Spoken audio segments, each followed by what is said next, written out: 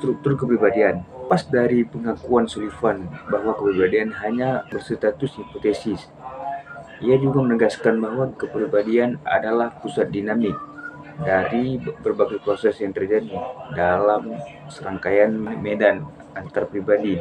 Sullivan juga menegaskan bahwa sejenak komponen termasuk dinamisme, personifikasi, sistem diri, serta proses kognitif. Tapi dalam jangka waktu yang lama, ada dinamisme. Dinamisme merupakan pola tingkah laku khas atau transformasi energi yang menetap dan tanpa berulang menjadi ciri khas seseorang. Ini bisa bersifat terbuka tetapi juga tersembunyi atau tertutup. Dinamisme adalah pola yang spesifik dan berulang dari tingkah laku menjadi khas seseorang. Yang menjadi pembeda antar manusia tidak berhubungan dengan bagian tubuh, tetapi itu menjadi ciri khas hubungan antar pribadi. Suatu kebiasaan bagaimana cara seorang mereaksi seorang lain dalam bentuk perasaan, sikap, atau tingkah laku yang terbuka. Contohnya, ada seseorang mungkin terbiasa bertingkah laku dengan seseorang atau sekelompok orang tertentu. Disebut dinamisme kebencian. Kedua, ada personifikasi. Personifikasi adalah penggambaran oleh salah satu individu mengenai dirinya sendiri atau yang lain. Terjadi karena adanya pengalaman yang menimbulkan kepuasan atau kecemasan. Hubungan interpersonal yang memberi kepuasan cenderung memunculkan citra yang posesif. Begitupun sebaliknya, hubungan interpersonal yang melibatkan kecemasan akan memunculkan citra yang negatif. Contohnya, bayi mengembangkan personifikasi mengenai ibu yang baik karena ia menyusui dan merawatnya. Setiap hubungan antar pribadi yang memberikan kepuasan akan membangun gambaran yang baik mengenai orang yang memberinya kepuasan. Personifikasi yang pertama adalah saya baik. Gambaran mengenai diri sendiri yang dikembangkan diri dari pengalaman dihadiahi, dimulai dengan hadiah kepuasan makan. Personifikasi kedua adalah saya buruk, yang dikembangkan dari pengalaman kecemasan akibat penolakan atau hukuman. Personifikasi yang ketiga adalah bukan saya. Personifikasi ini berkembang dari pengalaman kecemasan yang sangat berat, misalnya kekerasan fisik ataupun kekerasan seksual. Yang ketiga ada sistem self. Sistem self merupakan pola perilaku yang mempertahankan rasa aman antar pribadi manusia dengan cara melindungi diri dari rasa cemas, di mana sistem ini mulai berkembang pada saat usia 12-18 bulan ketika mereka mulai mengenal tingkah laku mana yang meningkatkan atau menurunkan kecemasan. Seseorang mulai membangun citra diri yang konsisten ketika sistem diri mereka telah mulai berbentuk. Tiap pengalaman interpersonal yang tidak sesuai dengan sistem dirinya berarti mengancam keamanan diri, sehingga orang akan berusaha mempertahankan dan melawan tegangan interpersonal dengan operasi keamanan. Operasi keamanan yang telah digunakan sejak kecil antara lain asosiasi, inatensi, apatis, dan pertahanan tidur. Dan yang keempat ada peran kognitif. Sullivan menyatakan mengenai proses kognitif, yakni satu hal yang mengacu pada proses merasa, membayangkan, serta memahami. Ikuti alur perkembangan dan pemasakan organisme Sullivan membagi proses kognitif menjadi 3 proses, yaitu protaksis, parataksis, dan sintaksis. Yang pertama, protaksis adalah tingkatan yang menunjukkan sebuah pengalaman tidak dapat dikenali, dikomunikasikan, atau digambarkan. Protaksis merupakan syarat penting untuk munculan kedua pengalaman lainnya. Contohnya, bayi merasa lapar dan sakit, maka ia akan menangis dan menguapkan ibu jarinya. Bayi tidak tahu alasan tindakannya dan tidak bisa melihat hubungan antara tindakan dengan rasa lapar yang terpuaskan. Protaksis sendiri meliputi hubungan kausal antara peristiwa-peristiwa yang terjadi pada saat yang sama, tetapi yang tidak berhubungan secara logis. Bayi mulai mengenali perasaan dan perbedaan peristiwa. Ada sintaksis. Sintaksis adalah aktivitas lambi yang diterima bersama, terutama aktivitas lambi yang bersifat verbal. Lambi yang dimaksudkan di sini merupakan sesuatu yang telah disepakati oleh sekelompok orang karena memiliki arti atau buku. Sintaksis pertama kali muncul ketika suara atau gerakan isyarat mulai mempunyai makna yang sama bagi anak maupun orang tua. Dinamika kepribadian. Nah, menurut Sulfian, kehidupan manusia seperti sistem energi yang mana perhatian utamanya adalah bagaimana menghilangkan tegangan yang ditimbulkan oleh keinginan dan kecemasan. Dinamika kepribadian ini ada dua, yaitu pertama ada tegangan atau tension. Nah, tension merupakan potensi yang bertingkah laku secara sadar maupun tidak sadar. Sumber tegangan ini ada dua. Yang pertama ada kebutuhan atau needs. Kebutuhan yang muncul pertama adalah tegangan yang disebabkan oleh ketidakseimbangan biologis pada diri individu, di mana kebutuhannya dipuaskan oleh kepuasannya yang bersifat episodik.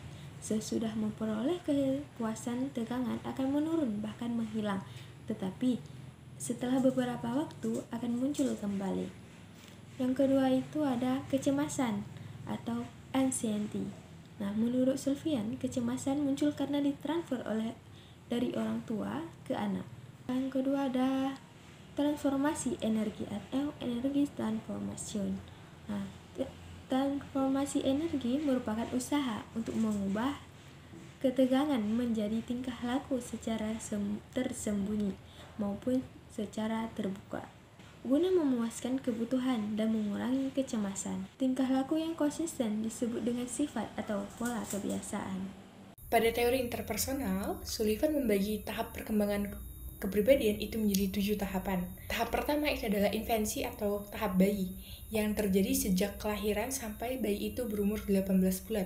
Fokus utama bayi pada tahap ini itu adalah mendesak makanan, sehingga objek pertama yang menjadi pusat perhatiannya adalah puting susu ibu atau puting botol. Berdasarkan pengalaman makan inilah, bayi itu akan membentuk sebuah personifikasi atau gambaran ibu baik dan ibu buruk. Gambaran ibu inilah yang akan menjadi awal terbentuknya personifikasi diri atau gambaran diri, saya baik, saya buruk, dan bukan saya, yang akan menjadi pemahaman diri. Kedua adalah tahap anak-anak. Tahap ini dimulai sejak anak mulai bisa mengucapkan kata-kata, sampai timbulnya kebutuhan akan teman bermain. Masa ini atau tahap ini itu ditandai dengan emosi timbal balik. Di samping anak bisa menerima kasih sayang, anak juga bisa memberikan kasih sayang. Hubungannya dengan ibu itu akan menjadi lebih pribadi dan tidak lagi searah. Gambaran ibu baik, ibu buruk itu bukan lagi berdasarkan pemberian makan, tetapi bagaimana ibu menunjukkan perasaan kasih sayang timbal balik, mengembangkan hubungan yang didasarkan pada kepuasan bersama, atau ibu menunjukkan sikap menolak. Selain itu, masa ini juga ditandai dengan akulturasi yang cepat. Ketiga, itu ada juvenil, di mana tahap ini terjadi sejak usia sekolah dasar hingga anak membutuhkan persahabatan yang akrab.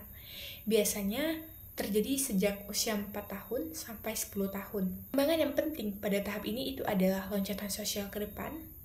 Anak belajar berkompetensi, kompromi, kerjasama, dan memahami makna perasaan kelompok. Selain itu, ada perkembangan negatif yang penting pada tahap ini, diantaranya prasangka atau stereotip, ostracisme atau pengasingan, dan disparagement atau penghinaan. Tahap keempat itu ada tahap pre-adolescence yang terjadi sejak usia 8 atau 10 tahun sampai 12 tahun. Tahap ini terbilang singkat karena hanya terjadi sampai usia pubertas atau masa pubertas. Tahap ini memang singkat, tapi menurut Sullivan tahap ini sangat penting. Nah, tahap ini itu ditandai dengan adanya kebutuhan teman akrab dari jenis kelamin yang sama, teman yang dapat menjadi tempat mencurahkan isi hati, dan bersama-sama mencoba memahami dan memecahkan masalah hidup. Selanjutnya itu ada tahap adolescent awal yang terjadi sejak usia 12 sampai 16 tahun, di mana tahap ini adalah titik balik dalam perkembangan kepribadian seseorang. Tahap ini itu akan muncul banyak problem atau masalah yang merefleksikan konflik antara 3 kebutuhan dasar. Yang pertama itu bebas dari kecemasan atau bisa kita bilang keamanan. Kemudian yang kedua ada kebutuhan intimasi, dan yang terakhir itu ada kepuasan seksual. Seseorang itu harus dapat mengatasi kebutuhan intimasi dan dorongan seksualnya tanpa terganggu rasa amannya. Jika seseorang tidak dapat melakukannya, maka ia akan menghadapi kesulitan pada tahap berikutnya. Tahap ke-6 ada tahap adolescent akhir yang terjadi sejak usia 16 sampai awal 20-an. Tahap ini berakhir sampai seseorang itu mengenal kepuasan dan tanggung jawab dari kehidupan sosialnya. Pada tahap ini, seseorang itu mulai mempertimbangkan karir di masa depannya, mulai memilih pasangan yang lebih tulus, dan mempunyai tujuan yang lebih masuk akal. Tahap terakhir adalah tahap maturity atau tahap dewasa atau tahap kematangan. Tahap ini terjadi ketika seseorang itu berusia 20 tahun ke atas. Setiap capaian penting pada tahap sebelumnya itu akan menjadi bagian yang penting terhadap kepribadian yang matang. Seseorang dikatakan dewasa yang masak itu hendaknya sudah belajar memuaskan kebutuhan-kebutuhan yang penting, bekerja sama dan berkompetisi dengan orang lain, mempertahankan hubungan dengan orang lain yang memberi kepuasan intimasi dan seksual, serta berfungsi secara efektif di masyarakat dimanapun dia berada. Aplikasi teori interpersonal Sullivan. Sullivan berpendapat bahwa semua gangguan mental itu berasal dari cacatnya hubungan interpersonal dan hanya dapat dipahami melalui konteks lingkungan sosial individu tersebut. Kan itu banyak menangani kasus skizofrenia yang kemudian dia bedakan menjadi dua. Skizofrenia yang menunjukkan adanya simptom organik, dan yang kedua skizofrenia yang disebabkan oleh faktor sosial, di mana untuk penanganan ini menggunakan psikiatri interpersonal. Teori Sullivan ini menunjukkan bahwa kesulitan hubungan interpersonal itu sebagai penyebab gangguan mental. Untuk prosedur terapinya itu berpusat pada usaha untuk memperbaiki hubungan interrelasi pasien. Jadi dapat disimpulkan bahwa salah satu teori mengenai psikologi kepribadian adalah interpersonal theory of psychiatry atau teori interpersonal Sullivan yang dikemukakan oleh Harry Stapp Sullivan. Sullivan berpendapat bahwa kepribadian adalah pola yang relatif menetap pada situasi-situasi antar pribadi yang berulang menjadi ciri kehidupan manusia. Sullivan membagi struktur kepribadian menjadi 4, yaitu dinamisme, personifikasi, sistem self, dan proses kognitif. Sullivan memandang kepribadian sebagai sistem energi yang dapat berbentuk tegangan maupun berbentuk tingkah laku energi itu sendiri.